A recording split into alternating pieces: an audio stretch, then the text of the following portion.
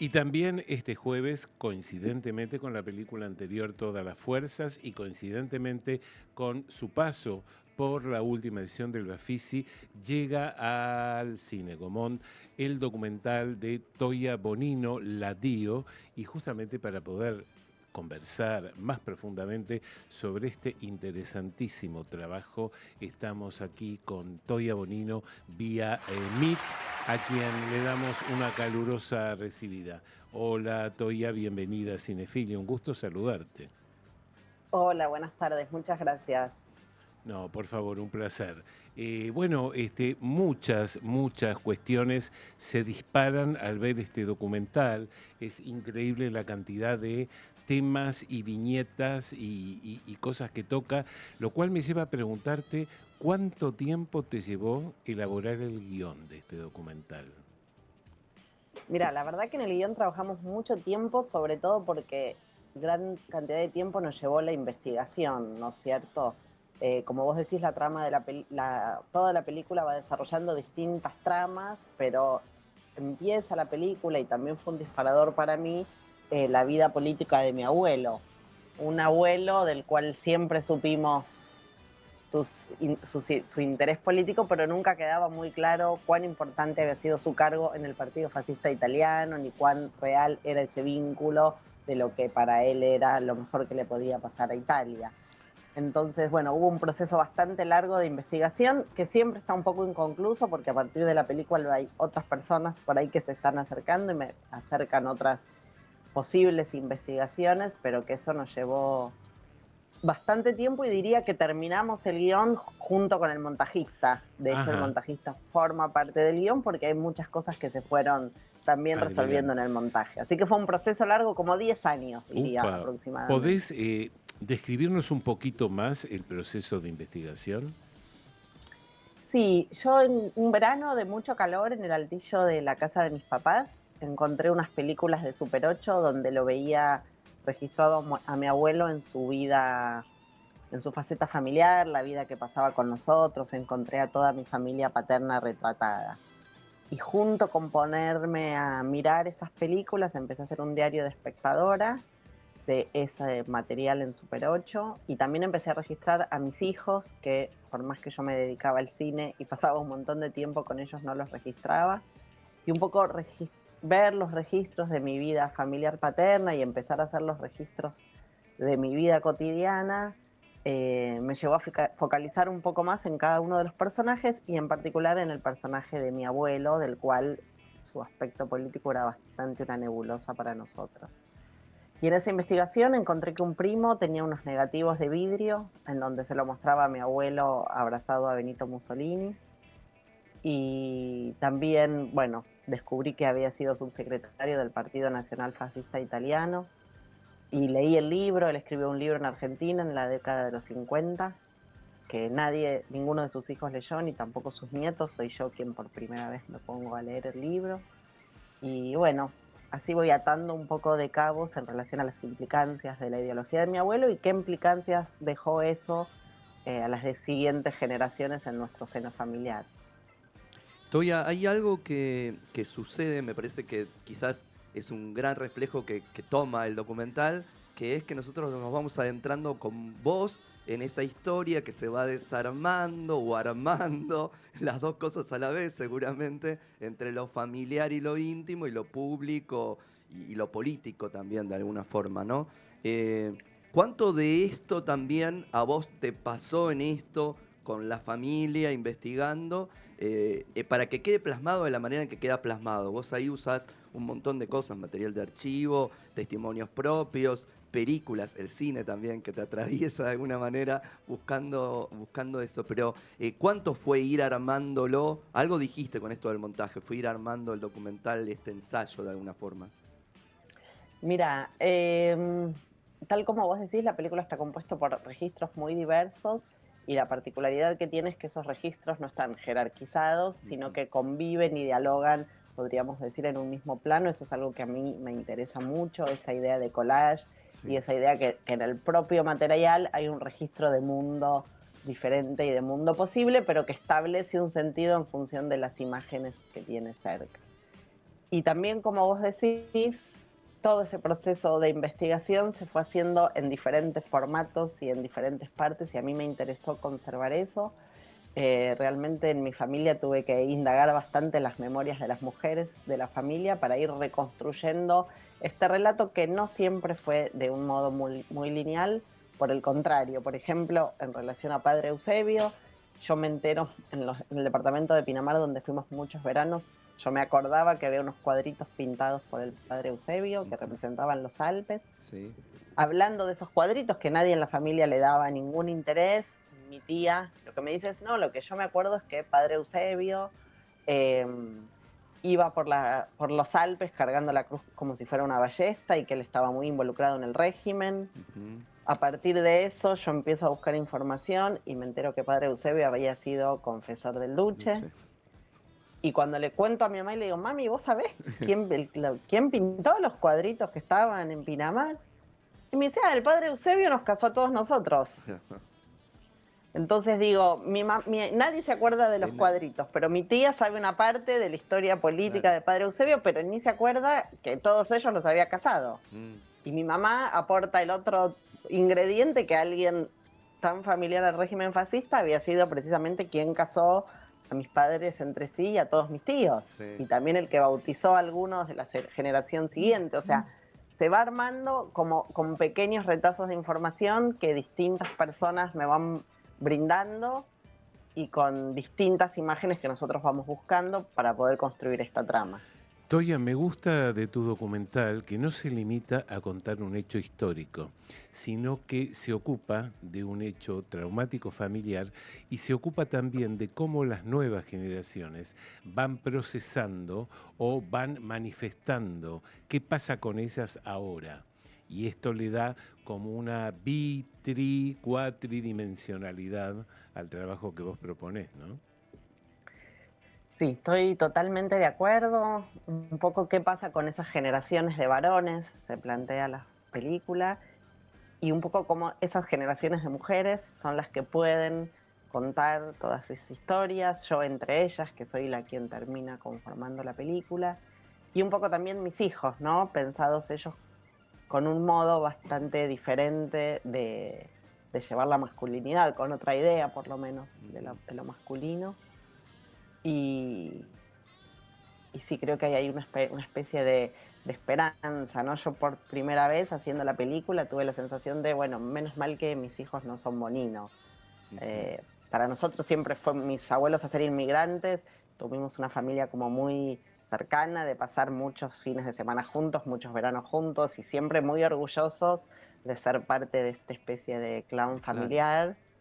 Y la verdad que recién en el proceso de hacer la película yo dije, ay, qué alivio que ellos no lo son, porque la verdad que no fue nada fácil para los varones de la familia estos ideales de potencia tan inhumanos, ¿no? Ahí más o menos está diciendo qué cosas te pasan a vos a partir de realizar el documental. ¿Qué cosas pasan con tu familia? Que tenían imágenes desperdigadas, que no terminaban de hacer sinapsis entre una cosa y la otra, o no la querían hacer. No, uno no. Esto es simplemente una descripción, no un juzgamiento, digo, pero ¿qué pasa con tu familia al ver todo esto junto en este rompecabezas? Mira, yo creo que algunos miembros de la familia al verlo lograron sí, como conmoverse y ordenar un poco distintas informaciones que a nivel familiar estaban dispersos. Ujú. Otros miembros de la familia como bastante, un poco más masticado y apoyando un montón la película y agradeciéndome por haberla hecho y muy emocionados. Y otros una posición un poquito más distante, muy respetuosa, de que cada uno puede hacer la lectura que quiera hacer de esa historia familiar que nos atravesó, pero sin involucrarse tanto desde lo emocional, supongo que porque tampoco es fácil Ujú. para algunas mantener esta figura de mi abuelo tan idealizada que todas tenemos, pero también conocer todos los aspectos para nada posibles de ser idealizados que por ahí no se conocían, ¿no? Sí. Todos esos aspectos más difíciles de pensar con todo lo que implica el fascismo, tener un abuelo convencido hasta último momento de lo que el fascismo implica, a tal punto que pidió ser velado con la camisa negra después de la Segunda Guerra Mundial, después de la alianza de Mussolini con Hitler, o sea, en los últimos momentos de Mussolini, donde realmente es bastante más difícil no tener una posición crítica con respecto a él, ¿no? Un hallazgo, no quiero spoilear mucho, por la verdad que la película merece ser vista desde el minuto 1, No, sí. pero es un hallazgo la recreación del velatorio.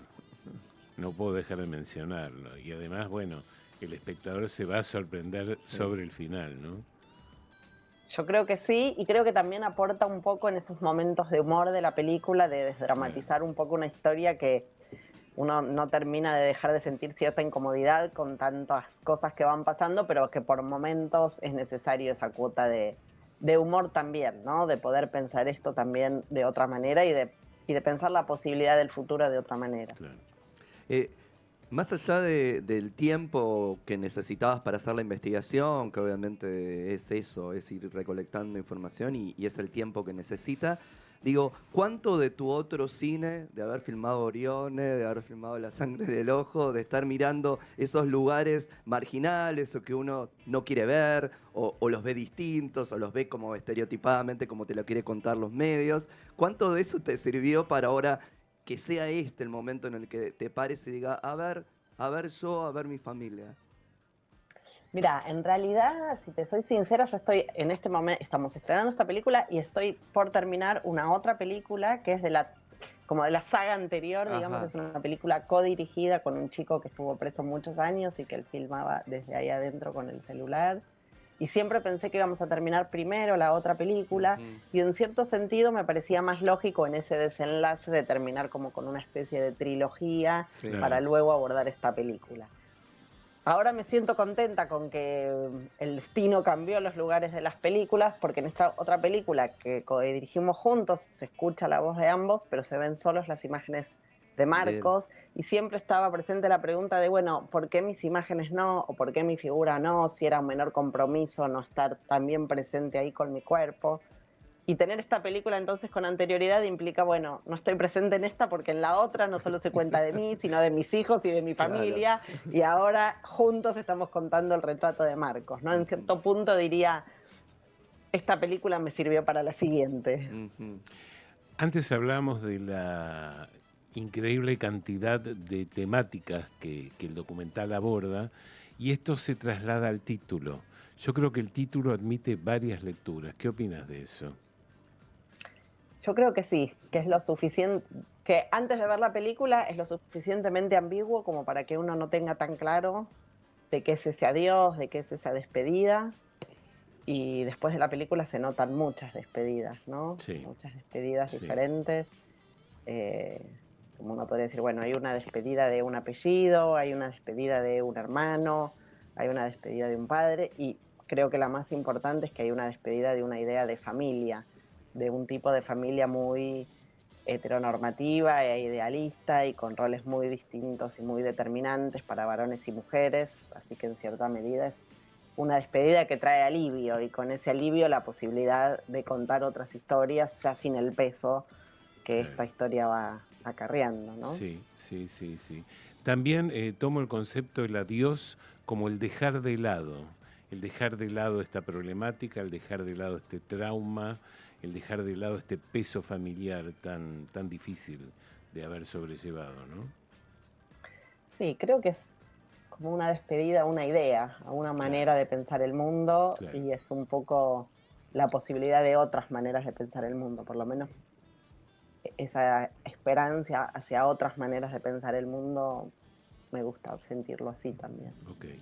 Uno ve la DIO y siente que las incorporaciones de audiovisuales, digo, porque no está solo el cine, no está esa Heidi, sino que también está la familia Ingalls de alguna manera, y la irrupción, después la incorporamos nosotros acá en el próximo tema, la irrupción de Rafael Acarrá, de alguna forma, digo, pero ¿cuánto de eso se gestó en el ir montando la película? ¿Cuánto ya estaba previamente? ¿Cómo fueron esas entradas? Mira, Heidi para mí siempre estuvo muy presente como personaje, pero sobre todo como el personaje de los dibujitos animados. O sea, la Sí. Heidi que yo consumía cuando era chica era una otra Heidi. Sí. Y fue el montajista quien trajo la versión original de Heidi y quien eligió esos fragmentos para representar algunas partes de la historia. Y con Laura Ingalls también, ¿no? Creo que muchas de mi generación debemos habernos identificado mucho con Laura Ingalls, y ambas utilizadas para estas figuras que tienen como muy idealizada la figura masculina, ya sea del abuelo o del padre. Sí. En mi caso, Laura Ingalls me venía muy bien, no solo por la identificación de ese momento, sino por ese Charles Ingalls que trabajaba en el campo y que enfrentaba un montón de dramas diferentes. Y Rafaela porque revolea la cabeza y porque Se ya libera. después de que se contó todo y que pasó todo y que se revelan muchas cosas, la noto como en una posición así muy empoderada, de poder decir, para hacer bien el amor hay que venir al sur, y si no dio ni guerra se vive mejor, y con una posición muy empoderada. Me gusta pensar que de esa trilogía de mujeres icónicas de la cultura, Rafaela es esa mujer entre Italia y Argentina que se planta de otra manera y sin ya una mirada tan ingenua y tan idealizada sobre esos varones, ¿no? Sí.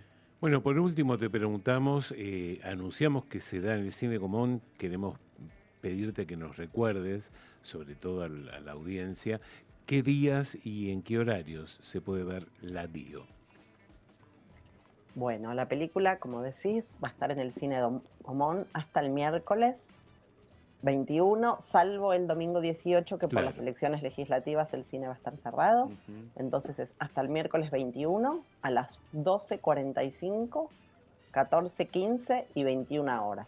Bien. Ok. Bueno, la verdad que te deseamos muchísima suerte con La Dio, te agradecemos mucho este momento con Cinefilia y vamos a homenajear este documental ahora con el tema de Rafaela Carrà, que ya lo escuchamos a continuación, Hay que venir al sur, del documental de Toya Bonino, La Dio. Gracias, Toya, un abrazo. Gracias a ustedes, hasta pronto. Chao, pronto. hasta pronto.